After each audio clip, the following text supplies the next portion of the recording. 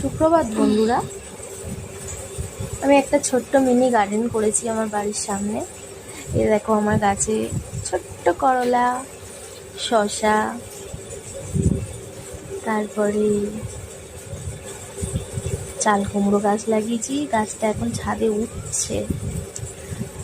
আর দুদিকে দুটো তুলসী গাছের মাঝখানে নয়নতারা গাছের ফুলটা যা মনোরম শোভা কেড়েছে তার বলার অপেক্ষা রাখে না। আর এই যে আমার পুটকুমাইয়া ব্রাশ করিতেছে। আর এদিকে সামনে, ঘরের সামনে লঙ্কা চাষ করেছি।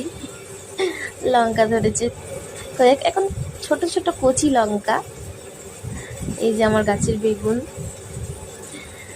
নিজের হাতে গাছ লাগিয়ে সেই গাছ থেকে যখন ফল সংগ্রহ করা যায় তার মজাটাই আলাদা।